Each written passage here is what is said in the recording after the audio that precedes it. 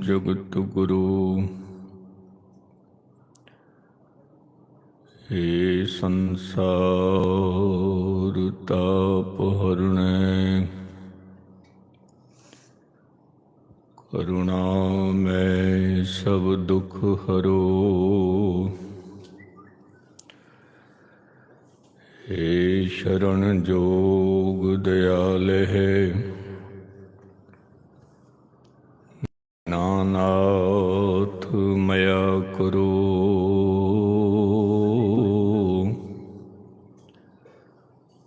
शरीर सुवस्थ क्षीण समय सिमरंत नानक राम दामोदर माधव।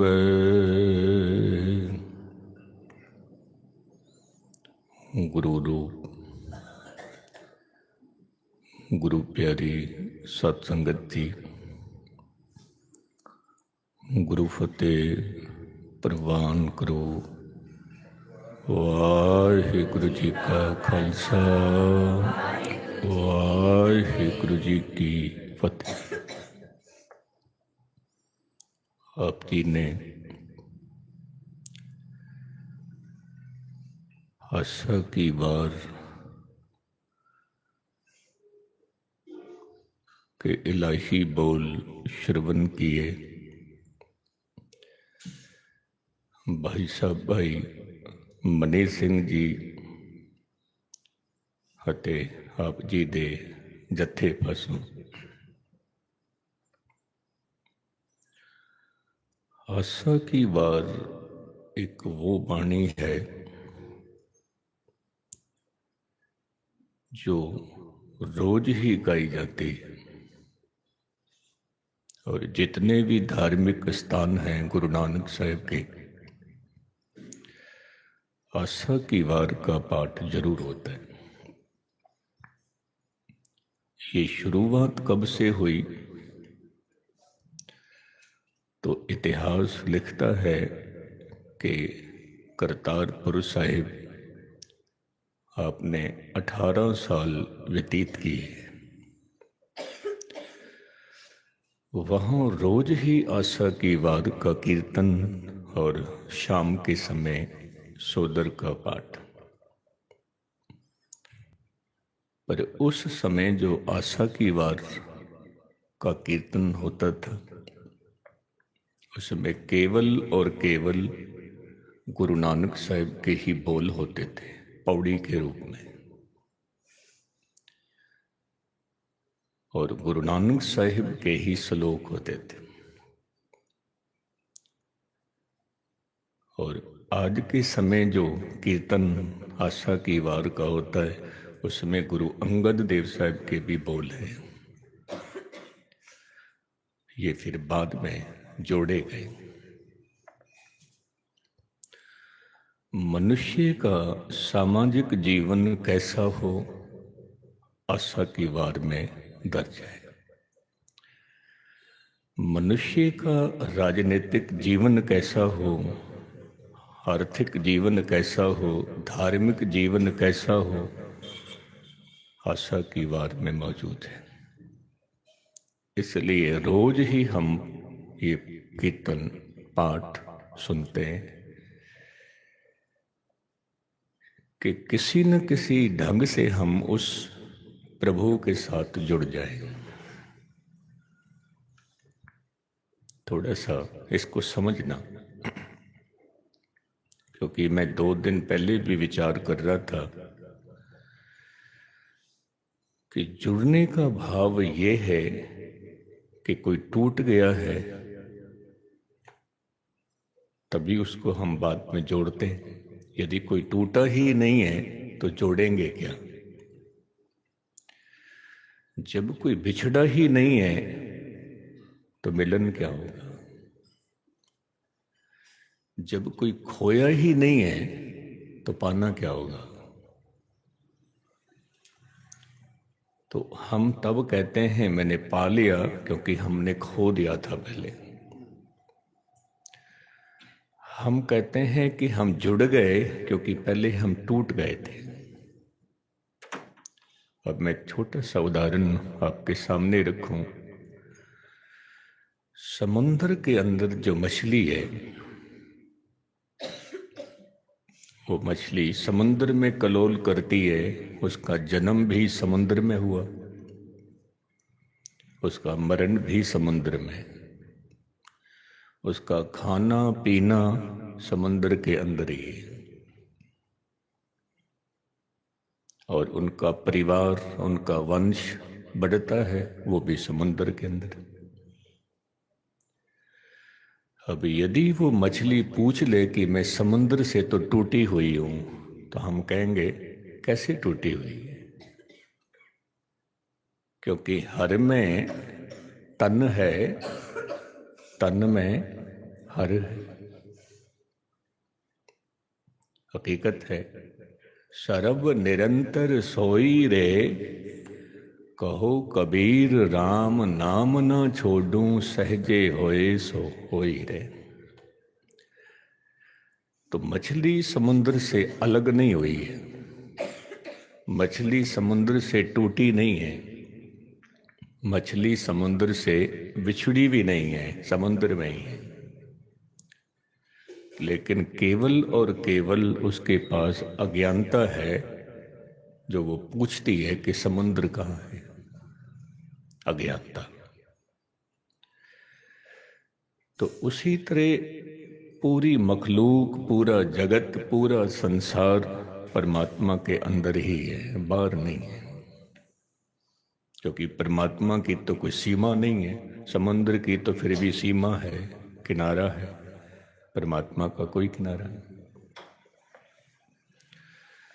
तो मनुष्य को इस बात की जानकारी हो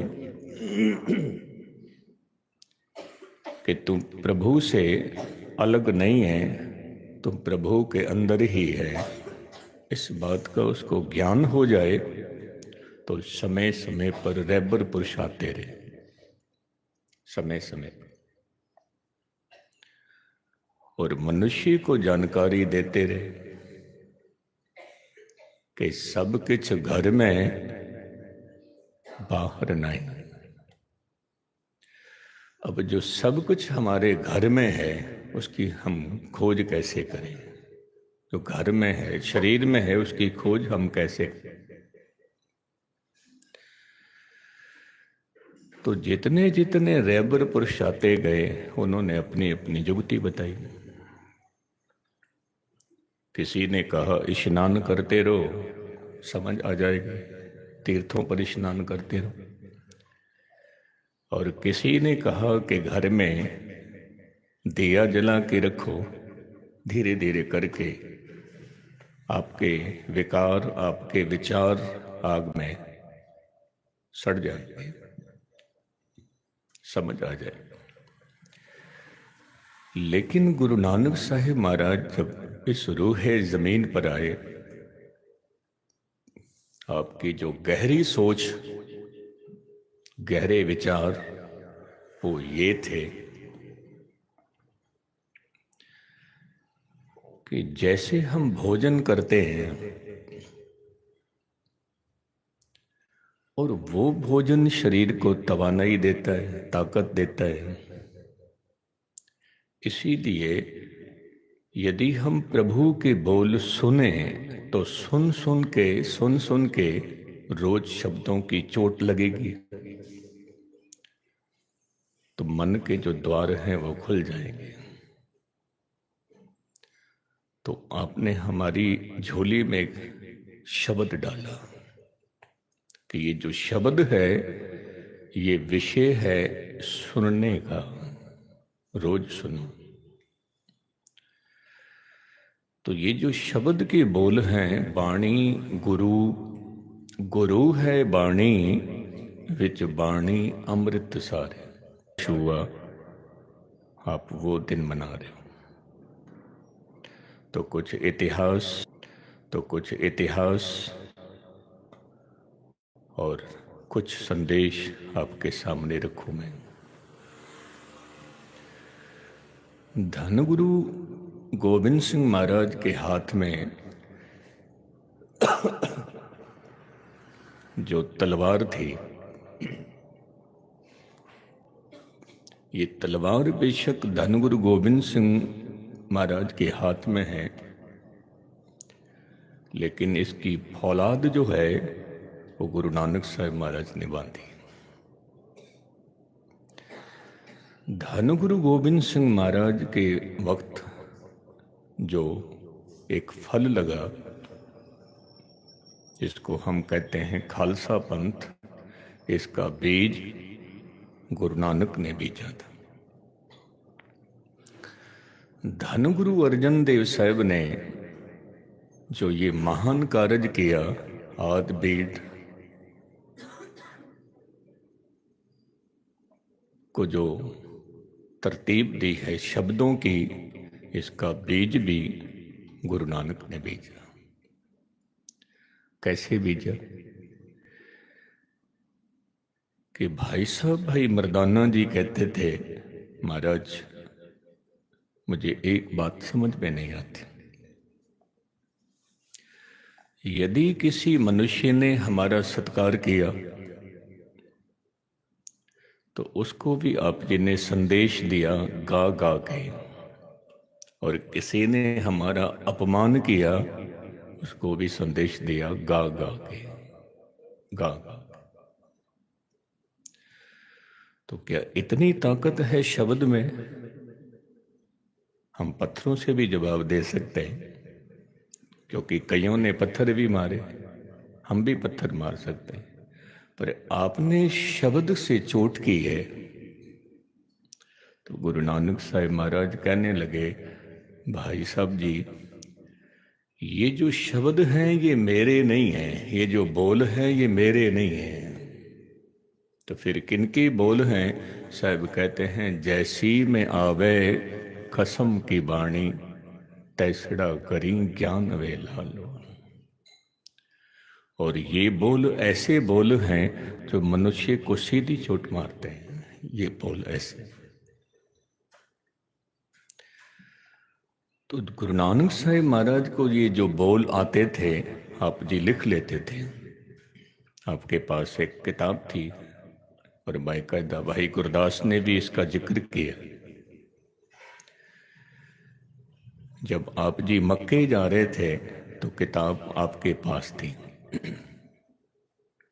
तो जितने मौलवी खड़े थे, काजी खड़े थे, उन्होंने सवाल किया था कि पुछन फोल किताब दूं, ऐ फकीर जी, ऐ साईं जी, आपके पास जो ये किताब है इसमें क्या लिखा है? हमें खोल के बताओ, इसमें क्या लिखा है? हिंदू बड़ा है, मुसलमान बड़ा है, कौन बड़ा है? तो गुरु नानक साहिब महाराज ने कहा, इसमें ये लिखा है कि शुभ अमला बाजों दोनों रोए, दोनों रो। जे कर्म ठीक नहीं है फिर रोना पड़ेगा, ये लिखा है इसमें। मेरे को एक छोटी सी बात याद आ गई, मैं इसके साथ जोड़ दूं। एक संत पुरुष के पास कोई साधक आता है और कहता है, महाराज मुझे परमात्मा की याद आती रहे हर समय, उसके लिए मुझे कोई युक्ति बताओ। तो वो कहने लगे कि आप जितना भी कमाते हो उसके 4 हिस्से कर दिया करो। बहुत गहरी बात है, थोड़ा सा इसको समझना।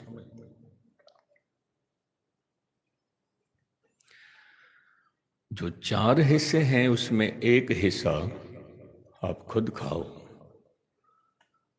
रोजी रोटी का बंदोबस्त उससे करो। जो दूसरा हिस्सा है वो उधार दे दो, और जो तीसरा हिस्सा है वो ब्याज का दे दो, और जो चौथा हिस्सा है वो कुएं में डाल दो।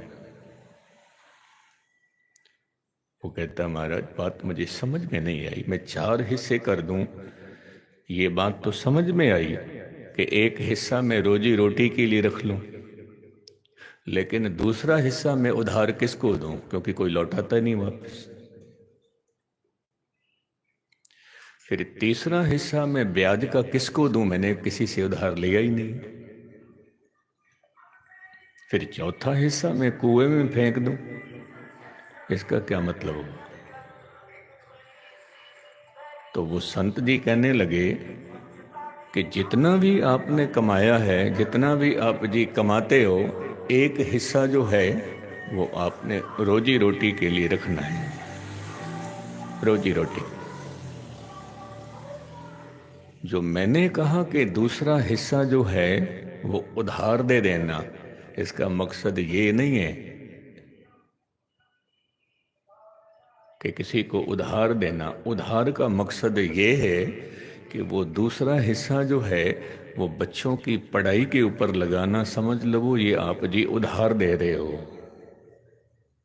ये मिलेगा आपको दूसरा हिस्सा। बच्चों की पढ़ाई लिखाई, बच्चों को स्टैंड करना, बच्चों को अच्छी तालीम देनी। फिर जो मैंने कहा कि अपनी कमाई का तीसरा हिस्सा जो है वो ब्याज के रूप में देना वापस। ब्याज किसका है? कहने लगे तुझे भी किसी ने कुछ उधार दिया है। जैसे आप बच्चों की पालना कर रहे हो, ये बच्चों को उधार दे रहे हो, आपको भी किसी ने उधार दिया है, उसका ब्याज चुकाना है। और वो उधार किसने दिया? आपके माता पिता ने।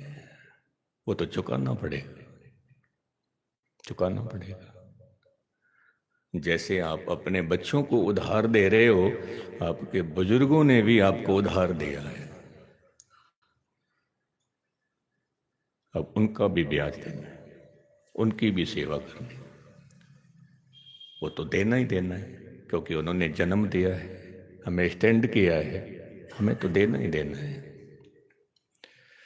फिर जो चौथा हिस्सा है वो धार्मिक कार्य में लगा देना, जिसको कहते हैं कुएं में डालने का भाव ये है कि दान करके जताना नहीं है, कर पुनः नीच सदाई।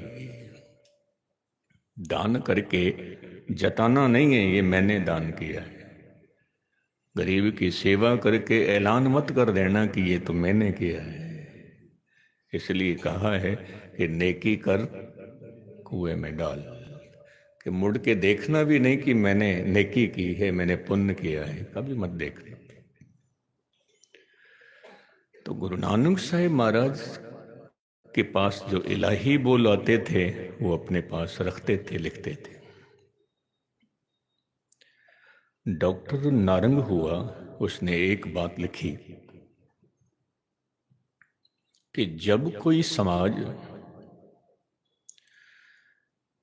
शब्द के ऊपर चलने की ताकत रख लेता है तब एक संविधान की जरूरत होती है, एक पोथी की जरूरत होती है।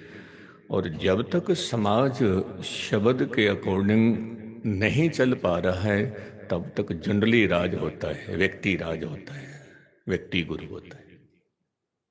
क्योंकि संभालने के लिए तो धन गुरु नानक साहिब महाराज ने देखा कि अभी संगत जो है इनको चलाने के लिए जरूरत है व्यक्ति गुरु की। तो गुरु नानक साहिब के पास जो शब्द थे वो गुरु अंगद देव साहिब की झोली में डाल दिए। तो पोथी जो है वो गुरु नानक साहिब ने तैयार की पहली, फिर वो गुरु अंगद देव साहब को दे दी। फिर गुरु अंगद देव साहिब के जो श्लोक हैं गुरु ग्रंथ साहिब में, वो श्लोक उस पोथी में जोड़े और वो पोथी फिर दे दी गुरु अमरदास साहिब को। जैसे जैसे गद्दी देते गए वो खजाना भी देते गए। गुरु नानक साहिब महाराज के पास कबीर भगत के बोल भी थे, बाबा फरीद के बोल भी थे, क्योंकि आप जहां जहां जाते थे भक्तों के बोल भी आप इकट्ठे करते थे। तो जो पहली पोथी तैयार हुई वो गुरु अमरदास ने तैयार की है, जिसमें गुरु नानक साहब के बोल, गुरु अंगद देव साहब के बोल और गुरु अमरदास साहब के बोल और कुछ भक्तों के बोल। गुरु अमरदास साहब, फिर यही बोल गुरु रामदास साहब पास के पहुंचे, फिर गुरु अर्जन देव साहब के पास पहुंचे, क्योंकि जोत करतारपुर साहिब से चली खंडूर साहिब, खंडूर साहिब से चली गोविंदवाल, गोविंदवाल साहिब से जोत चली अमृतसर साहिब, क्योंकि गुरु नानक साहिब करतारपुर, गुरु अंगद देव साहिब खंडूर साहिब, गुरु अमरदास गोविंदवाल और धन गुरु रामदास अमृतसर। अब कीर्तन का प्रवाह रोज चलता है। समय की धारा के मुताबिक प्रभु की ऐसी कला वर्ती, ऐसा भाना वर्ता,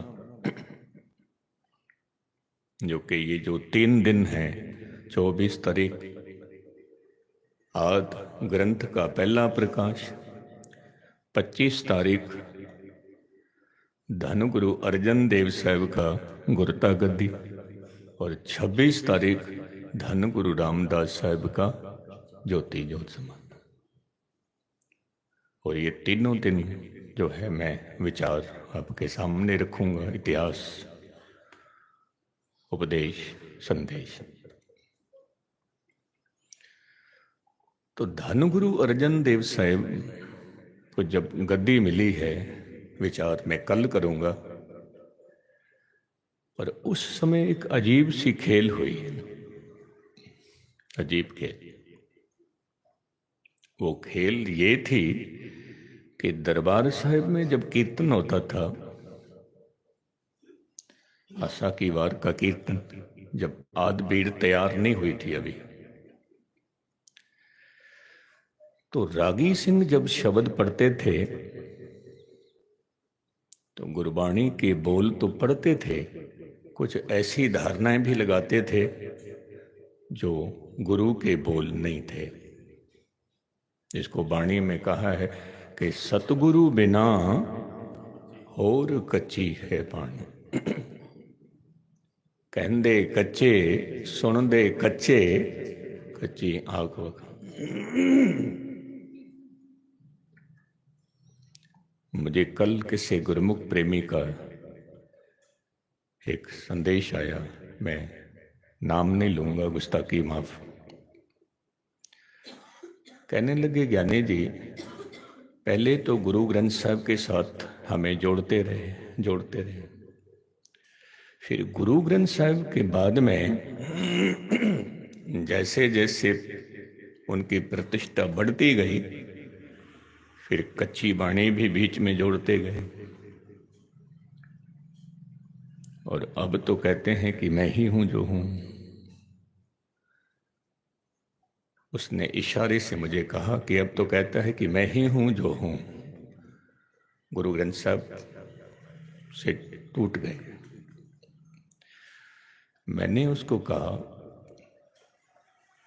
कि जब दरबार साहिब में कीर्तन होता था, वहां पर भी रागी सिंह जब कुछ बोल उच्चारण करते थे, तो ऐसे बोल जो गुरु ग्रंथ साहिब में आदि भीड़ में पोथी साहिब में नहीं थे। जैसे कई बार आप भी उच्चारण करते हो, दूजा काहे सिमरिए जम्मै ते मर जाए, एको सिमरिए नानका जो जल थल रहा समाए। अब इसमें नानक नाम भी है। अब यदि मैं आपसे पूछूं ये गुरबाणी है जहां बाहर के बोल, आपने कहना ज्ञानी जी नाम नानक का भी आया है इसमें, तो समझ में नहीं आ रही कि बोल नानक के हैं कि बाहर के, पर ये बोल नानक के नहीं है, बाहर के। तेरा भाना मीठा लागे, ये बोल अक्सर हम उच्चारण करते हैं, तेरा भाना मीठा लागे। अब ये बोल गुरु ग्रंथ साहब के हैं या बाहर के? कितनी बार आप जी सुनते हो, लेकिन ये बोल बाहर गए। तेरा भाणा मीठा लगे। गुरु ग्रंथ साहब के बोल हैं, तेरा किया मीठा लगे। तो ऐसे शब्दों को तोड़ा मरोड़ा जा रहा था। तो कुछ सिखों ने गुरु अर्जन देव साहब से कहा, महाराज हमें तो समझ नहीं आ रही है, और जब हम ये बोल सुनते हैं हमें शांति नहीं मिलती। तो एक बात थोड़ा सा ध्यान रखना, शांति क्यों नहीं मिल रही थी? क्योंकि जो बोल ये उच्चारण हो रहे थे ये निरंकारी आदमियों के नहीं थे, ये हंकारी आदमियों के थे। और हंकारी आदमियों के बोल किसी का हंकार कैसे दूर करेंगे? तो वाणी तो निम्रता की है, वाणी सुनते हमें शांति मिलती है।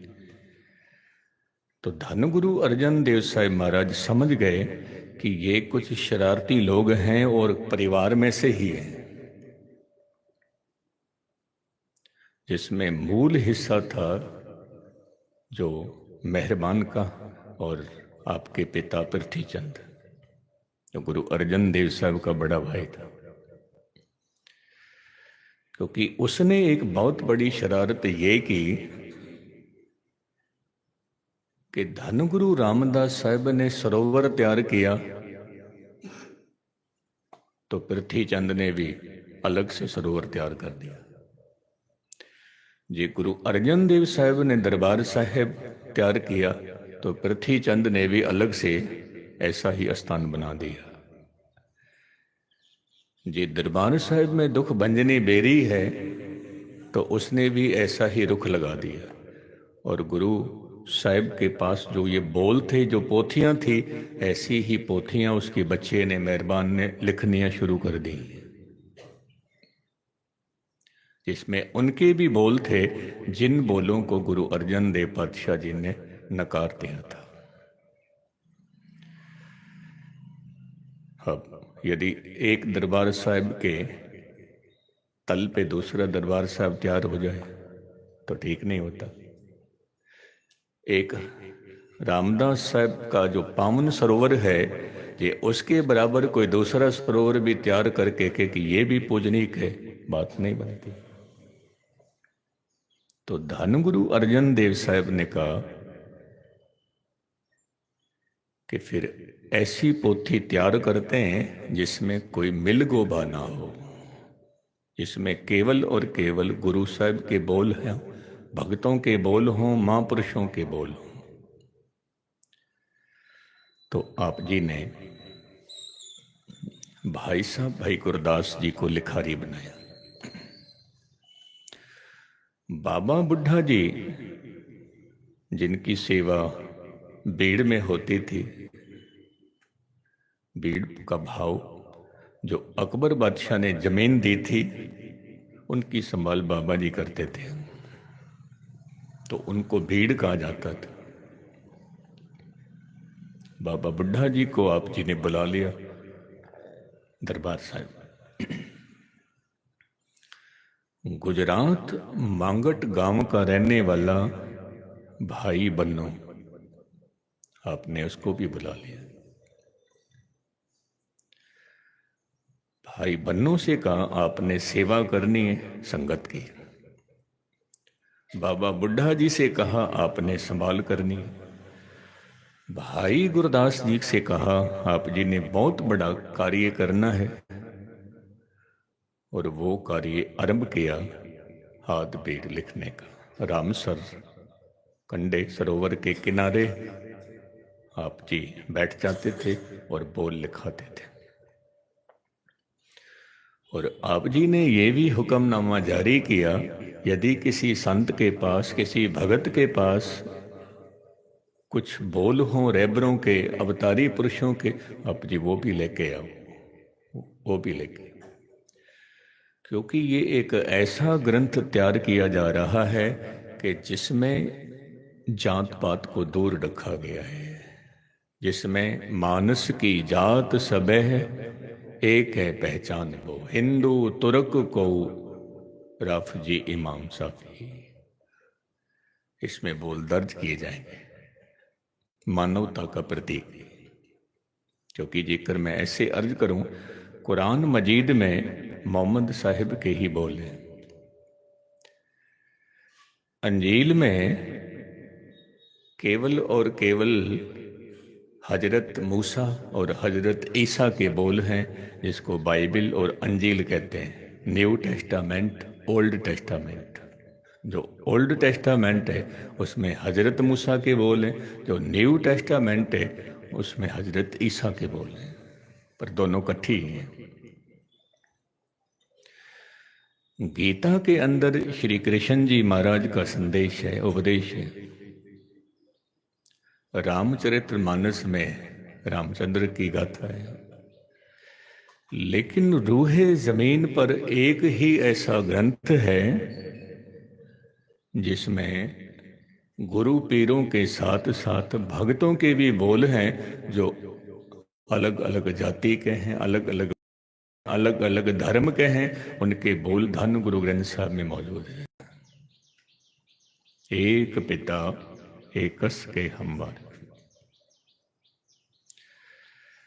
तो गुरु अर्जन देव साहब ने भक्तों को भी बुलाया कि आपके पास भी जो बोल हैं लिखाओ।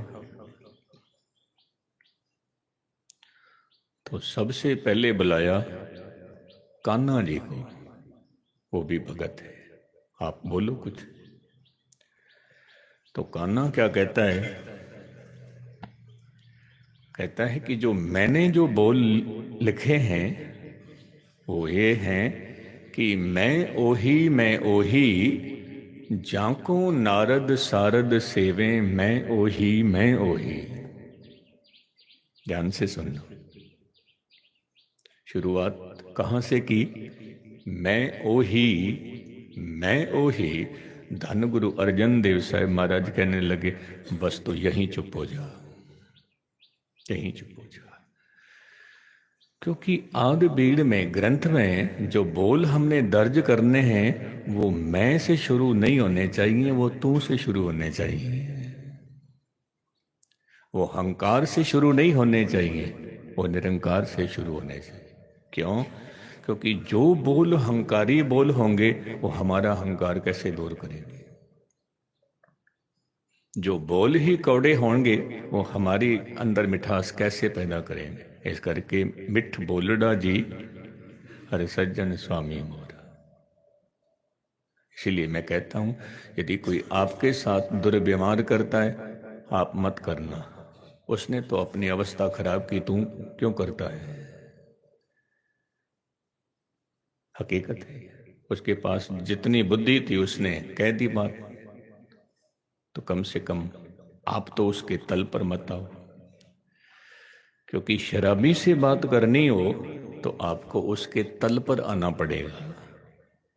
आपका बौद्धिक तल ऊंचा है, उसने शराब पी हुई है, उससे बात करोगे आपको उसके तल पर आना पड़ेगा, फिर बात होगी। एक क्रोधी मनुष्य है, उसके साथ बात करनी हो आपको अपना तल नीचे करना पड़ेगा, क्योंकि उसका तल भी नीचे है, वो क्रोधी है। आपको भी बात करनी है उसी के तल पे आके। तो गुरु अर्जन देव साहब ने कहा ये बोल हमें कबूल नहीं है। फिर पास में बैठे थे जो कि छज्जू जी, शाह हुसैन जी। अब छज्जू से कहा तू बोल, तो छज्जू क्या कहता है कि कागद संधि पूतरी तौना त्रिया निहार। कहते हैं कि कागज के ऊपर यदि तस्वीर हो किसी स्त्री की उसको भी मत देखना, कागज की पुतली हो स्त्री उसको भी मत देखना। धनगुरु अर्जन देव साहब महाराज कहने लगे रुक जा, रुक जा। यदि कागज की बनी हो स्त्री उसको भी मत देखना, कागज के ऊपर छपी तस्वीर स्त्री की उसको भी मत देखना। इसका भाव क्या है थोड़ा सा समझाओ। तो कहने लगे कि त्रिया को देखना भी नहीं, स्त्री को देखना भी नहीं है। तो गुरु अर्जन देव साहब महाराज कहने लगे फिर तुम अपनी बहन को, अपनी माँ को, उनको भी नहीं देखेगा, क्योंकि माँ भी तो स्त्री है, बहन भी तो एक स्त्री है, बेटी भी तो एक स्त्री है, तो फिर उनको भी नहीं देखेगा। गुरु अर्जन देव साहब महाराज कहने लगे ये बोल भी तेरे काबिले कबूल नहीं है, नहीं, क्योंकि जिस स्त्री ने हमें जन्म दिया, गुरु नानक साहब ने कहा सो क्यों मंदा आखी है जित जम्मह राजान। हाँ, देखने की दृष्टि होनी चाहिए, माँ को भी देखते हैं, बहन को भी देखते हैं, तो देखने की दृष्टि होनी चाहिए। पर ये मत कहो कि किसी स्त्री को मत देखना, क्योंकि सो क्यों मंदा आखिए जित जम्मे राजान, ये बोल भी हमें कबूल नहीं है, नहीं है कबूल। शाह हुसैन से कहा अब आप बोलो, आपके क्या बोल हैं? तो शाह हुसैन क्या कहते हैं? कहते हैं चुप वे अड़िया, चुप वे अड़िया,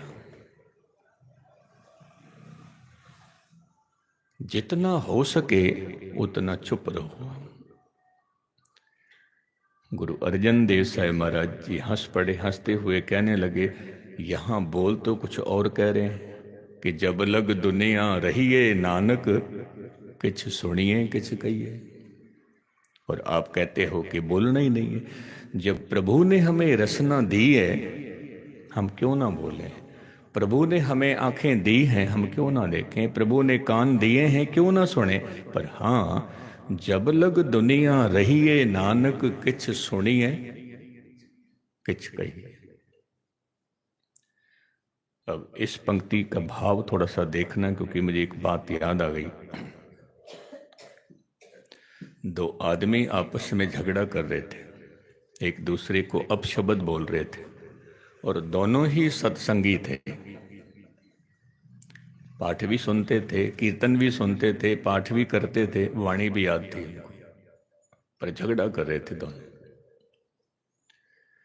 वो उसको कबूल बोल रहा था, वो उसको कबूल बोल रहा था, वो उसको अपशब्द बोल रहा था, वो उसको अपशब्द बोल रहा था।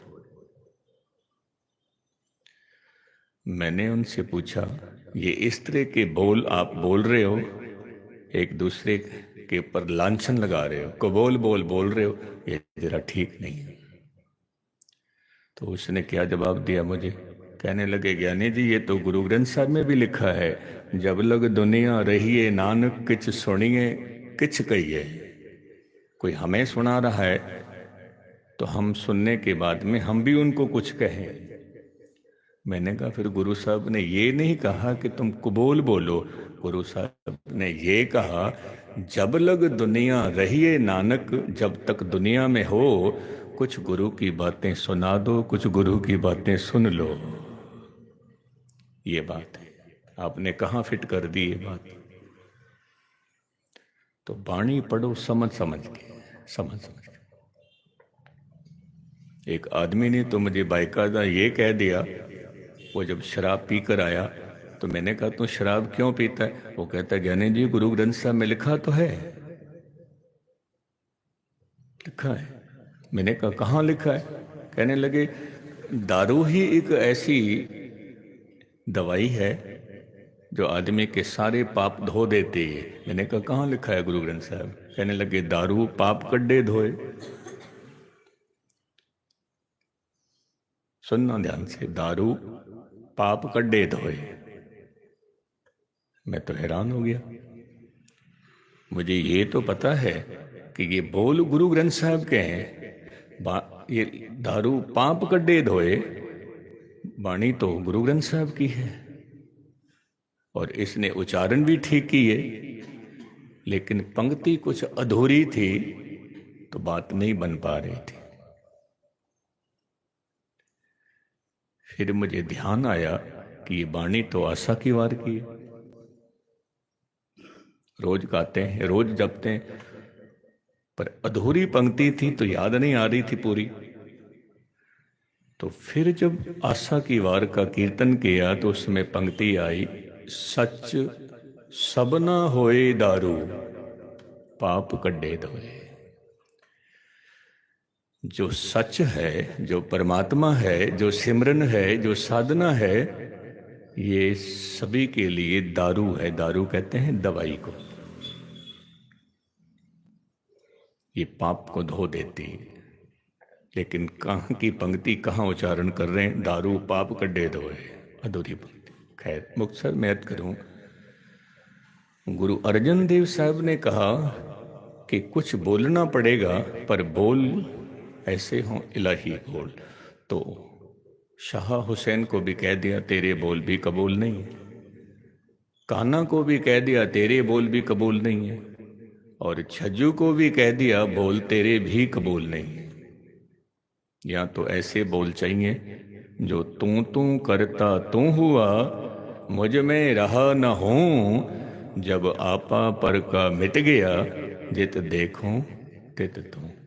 या तो ऐसे बोल चाहिए, हम मैले तुम उजल करते, हम निर्गुण तू दाता, हम मूर्ख तुम चतुर सियाणे, तुम सर्ब कला का ज्ञाता। ऐसे बोल चाहिए।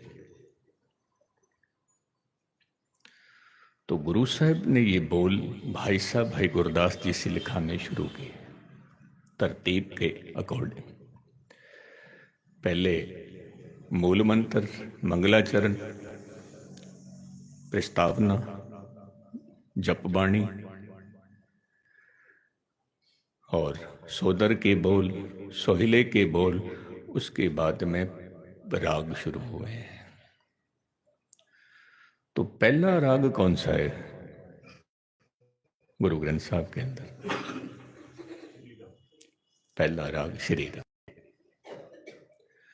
अब जो ये श्री है, श्री का मायना होता है माया। हम कहते हैं श्रीपत, श्री का पति। तो श्री तो माया, माया का पति कौन है? परमात्मा। श्रीपत श्री भगवान भजे बिन, एक रति बिन एक रति। धन गुरु अर्जन देव साहब महाराज ने कहा कि संसार के अंदर माया का प्रभाव बहुत है। अज्ञानता ही अज्ञानता, अंधकार ही अंधकार, हर तरफ अंधकार ही अंधकार है। तो श्री राग का पहला जो शब्द है वो भी यही बता रहा है। क्या बता रहा है? कि किसी के पास अंधकार है, महल बने हुए, परमात्मा को बुला बैठा है। किसी के पास राज सिंहासन है, वो भी प्रभु को बुला बैठा है। किसी के पास रिद्धियां सिद्धियां हैं, रब को वो भी बुला के बैठा हुआ है।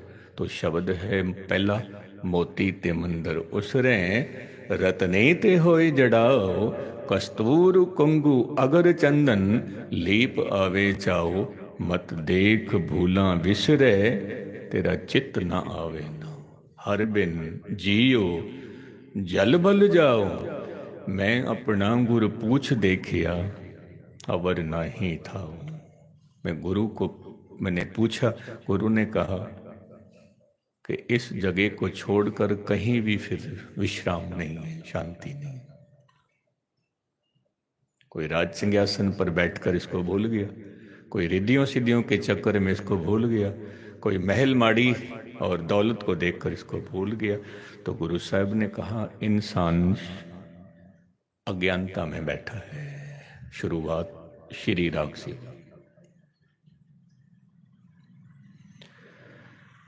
और आदि बीड़ के अंदर जो अखेतला राग है वो कौन सा है? वो है प्रभाती, क्योंकि जयजावंती राग धन गुरु तेग बहादुर साहब के, क्योंकि उस समय गुरु तेग बहादुर के बोल नहीं थे।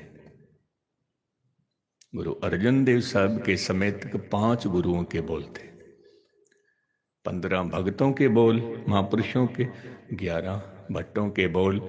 ये भट्ट कौन थे ये भी मैं कल के दीवान में आपके सामने रखूंगा।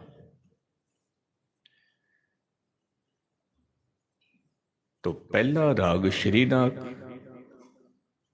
और आदि बीड़ के अंदर अखीरला राग प्रभाती राग। ये फिर धन गुरु गोविंद सिंह महाराज ने गुरु तेग बहादुर साहब के बोल फिर जोड़े हैं, वो जैजावंती राग जो अखीरला राग। तो शुरुआत की है श्री से, अंधकार से, अज्ञानता से, और कहते हैं वाणी पढ़ते पढ़ते जब मनुष्य का जीवन संवर गया तो प्रभात हो गई, सवेर हो गई, प्रभाती राग। जैसे जैसे हम वाणी पढ़ेंगे हमारे जीवन में भी प्रभात होगी, सवेर होगी, सुबह होगी। जैसे रात के समय अनंत तारे हैं, वैसे ही अज्ञानता के अंदर, माया के अंदर अनंत अनंत विचार विकार चलते रहते, और जैसे प्रभात हुई तारे छिप गए। जैसे जीवन में प्रकाश हुआ विचार विकार खत्म हो गए। तो 3 साल का समय लगा आदि बीड़ को लिखवाने में, 3 साल। अब इसकी जिल्द भी तैयार करानी। तो कहते हैं कि उस समय जो पंजाब की धरती, भाव अमृतसर, टेक्नोलॉजी इतनी शिखर पे नहीं थी। तो धन गुरु अर्जन देव साहब ने वो बीड़ सुपुर्द की भाई बन्नों के, जो गुजरात मांगट के रहने वाले, जो अब पाकिस्तान में है, उसको ये सेवा दी, आपने इसकी जिल्द करवानी। तो जब वो जिल्द करवाने के लिए जाते हैं तो कहते हैं कि सफर में आपने उसका उतारा भी कर लिया, उस बीड़ का, उसकी कॉपी भी कर ली। जो वो कॉपी की थी उस बीड़ को कहा गया खारी बीड़। अब इसको थोड़ा सा समझना,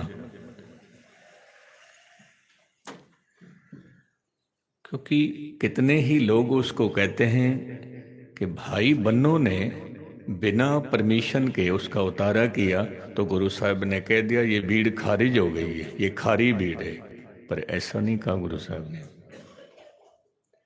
वो खारी बीड़ इस करके कहा कि जो मांगट का इलाका है उसका पानी खारा है। तो इसलिए गुरु साहब ने कह दिया ये वो बीड़ है जो भाई बन्नों ने उतारा किया था। बीड़ तैयार हुई। अब इस बीड़ का प्रकाश करना है। तो धन गुरु अर्जन देव साहब ने क्या देखा कि बीड़ तो तैयार हो गई, संगत विश्राम कर रही, रात का वक्त है। गुरु अर्जन देव पातशाह जी गहरी सोच में बैठे हैं, चिंतन में बैठे हैं। चिंता में नहीं, चिंतन में। चिंतन किस बात का? चिंतन इस बात का कि ये जो महान कार्य हुआ है आदि बीड़ का, ये कोई साधारण कार्य नहीं है। क्योंकि मैं फिर बात दोहरा दूं कि कुछ ग्रंथ ऐसे हैं जिसमें इतिहास भी है और मिथ्यास भी है। आप जी कुरान मजीद पढ़ के देखो, इतिहास भी है, मिथ्यास भी है। आप जी कुरान पढ़ के देखो, इतिहास भी है, मिथ्यास भी है। आप जी इंजील बाइबल पढ़ के देखो, इतिहास भी है, मिथ्यास भी है। केवल और केवल एक ही ग्रंथ ऐसा है, धन गुरु ग्रंथ साहिब महाराज, इसमें न इतिहास न मिथिहास, इसमें केवल और केवल निरंकारी बोल है।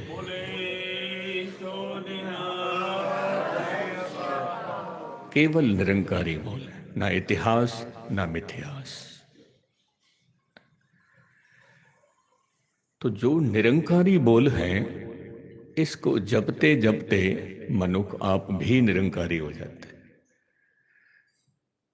तो धन गुरु अर्जन देव साहिब महाराज जो चिंतन कर दे पहने वो इस बात का कि ये जो निरंकारी बोल हैं, इसकी जो सेवा संभाल है वो उसी को सौंपी जाए जिनका जीवन आप भी निरंकारी हो। अब ऐसे मनुष्य की तलाश। तो धन गुरु अर्जन देव साहब की निगाह कहाँ पहुंचती है? बाबा बुड्ढा जी। उस समय बाबा जी की उम्र थी 98 साल। और गुस्ताखी माफ, थोड़ी सी बात मुझे कहने देना। 50 साल की उम्र में ही हमारे गोडे दुखते हैं, 50 साल की उम्र में ही हमारी कमर दुखती है, 50 साल की उम्र में ही हमसे बैठा नहीं जाता, 50 साल की उम्र में ही हमसे चला नहीं जाता। वो 98 साल की उम्र है और पहले हेड ग्रंथी थापे गए बाबा बुड्ढा जी। तो आज के दिन जो पहला प्रकाश हुआ तो धन गुरु अर्जन देव साहब ने बाबा बुड्ढा जी को बुलाया और कहा कि आद बीड़ को अपने सिर पे रखो। बाबा बुड्ढा जी ने सतबचन कहा, आद बीड़ अपने सिर पे बड़े अदब के साथ रखते हैं और धन गुरु अर्जन देव पातशाह चवर साहब की सेवा करते हैं। चवर साहब और सतनाम वाहिगुरु, सतनाम वाहिगुरु का सिमरन करते हुए दरबार साहिब में पहला प्रकाश किया। पहला प्रकाश। और ये हुक्मनामा किसने लिया? बाबा बुड्ढा जी साहब ने लिया। संतां के कारज आप खलोया, हर कम करावण आया राम। धरत सुहावी ताल सुहावा, विच अमृत जल छाया राम। तो ये धरती कौन सी है? किस धरती की तरफ इशारा किया है? फिर कौन से ताल की तरफ इशारा किया है? फिर उसमें कौन सा अमृत है? तो आपका और हमारा और पूरे मनुष्य जाति का जो शरीर है ये धरती है। धरत सुहावी। कौन सी धरती अच्छी लगती है, सोहनी लगती है? धरत सुहावी ताल सुहावा। ताल किया है हृदय को, वो हृदय भी सोना है, वो हृदय भी सुंदर है। कौन सा हृदय? विच अमृत जल छाया राम। जिस हृदय के अंदर ये निरंकारी बोल हैं वो हृदय भी सुंदर है, वो शरीर भी सुंदर है। तो धन गुरु अर्जन देव साहब ने पहला प्रकाश किया, उसके साथ में बाबा बुड्ढा को हेड ग्रंथी बनाया। ये पहली पोस्ट क्रिएट हुई है। तो संगत ने सवाल किया, महाराज इसकी जो सुखासन की सेवा है वो कहाँ पर की जाए? गुरु अर्जन देव साहब महाराज कहने लगे, जहां पर हम विश्राम करते हैं वहां पर आद बीड़ का सुखासन किया जाए। महाराज फिर आपने कहाँ विश्राम करना है? तो धन गुरु अर्जन देव साहब महाराज कहने लगे कि आद बीड़ का सुखासन पलंग पे करना है और हमने नीचे सोना है, धरती पे सोना है। क्यों? क्योंकि ये इलाही बोल हैं, निरंकारी बोल हैं, खसम के बोल हैं। इनका जितना अदब किया जाए, जितना सत्कार किया जाए उतना थोड़ा है। तो रहतनामे में लिखा है कि जिनके अदब न बाणी धारा, जानो सो सिख नहीं हमारा। मैं कह के समाप्ति करता हूँ। 1604 में ये जो पहला प्रकाश हुआ तो चारों तरफ कुछ ऐसे कर्मकांडी लोग थे जिनके जीवन में हलचली मच गई। ये क्या हुआ? जिनके बोल दर्ज नहीं हुए थे उन्होंने भी शिकायत की, जो कर्मकांडी लोग थे उन्होंने भी शिकायत की अकबर बादशाह को कि ये कौन सा धर्म, कौन सा ग्रंथ, कौन से विचार ये नए तैयार हुए हैं। उनकी शिकायतें पहुंचने लगी। तो उनकी जो शिकायतें थी वो धनगुरु अर्जन देव साहब ने कैसे दूर की। उनकी जो शिकायतें थी उनका जवाब गुरु साहब जी ने कैसे दिया। तो जो धनगुरु ग्रंथ साहब आदि बीड के अंदर जो एक शब्द है, अंतला शब्द, आप रोज पढ़ते हो कि उसमें धनगुरु अर्जन देव साहब ने पहले तो शुक्राना किया है। जब आदि बीड संपूर्ण हुई उसमें अंग थे 973, 23 राग थे, 5 गुरु साहिबों के बोल थे, 15 महापुरुषों के बोल थे, 11 भट्टों के बोल थे, 4 निकटवर्ती सिखों के बोल थे। फिर धन गुरु गोविंद सिंह महाराज ने एक राग और ऐड किया, जयजावंती, फिर 31 राग हो गए। फिर गुरु तेग बहादुर के भी बोल उसमें दर्ज किए, फिर 6 गुरु साहिबान के बोल। जो गुरु अर्जन देव साहब ने बीड़ तैयार की उसमें 5 गुरु साहिबान के बोल हैं। तो जो अखीरला शब्द है उसमें पहले शुक्राना किया है। शुक्राना क्या किया? तेरा कीता जातो नहीं मैनो जोग की तोई, मैं निर्गुण आरे को गुण नाही, आपे तरस पयोई तरस पया मैं रहमत होई। सतगुरु सज्जन मिलिया नानक नाम मिले ता जीवा, तन मन थी वे हरिया। कितनी निम्रता है गुरु साहब के अंदर। कहते महाराज तेरा कीता, ये तूने किया है। हम थोड़ा सा काम करते हैं अपनी मोहर लगाते हैं, ये मैंने किया है। छोटी सी किताब लिखते हैं अपनी मोहर लगाते हैं, ये मैंने लिखी है, जबकि वहाँ से जोड़ तोड़ के लिखी है। पर गुरु साहब कह रहे हैं तेरा कीता। उसके बाद में जो मदावनी शब्द है उसमें कहा है थाल विच, ये थाल है, इसमें हमें भोजन परोस के दिया है। रोज आपके सामने भोजन परोसा जाता है। जो भाई साहब, भाई मनीष सिंह जी और आप सभी मिल के पाठ करते हो, कीर्तन करते हो, ये भोजन परोस के दिया जाता है गुरु ग्रंथ साहब का, गुरबाणी। पर गुरु साहब ने ये बात कह दी, तेरा कीता जातो नहीं, ये तो निम्रता के बोल हैं। फिर कह दिया थाल विच 3 वस्तु पयो। कौन कौन सी? सत, संतोख, विचार। भोजन तो हमने किया लेकिन भोजन हमें पचा नहीं। भोजन तो किया है। पाठ तो हम रोज करते हैं, गुरबाणी तो हम रोज पढ़ते हैं। कभी कभी ये भी गौर मुताला कर लिया करो कि यदि भोजन नहीं पचता तो डॉक्टर के पास पहुंच जाते हैं, लेकिन ये भजन ना पचे तो कभी हमने गौर मुताला किया ही नहीं। भोजन जब पचता है तो खून बनता है, और भजन जब पचता है तो प्रेम बनता है। अब आप ये देखो आपके अंदर जो है वो प्रेम बना है कि नहीं बना है। और यदि बना है तो फिर समझ लेना कि किया हुआ भजन पच गया है।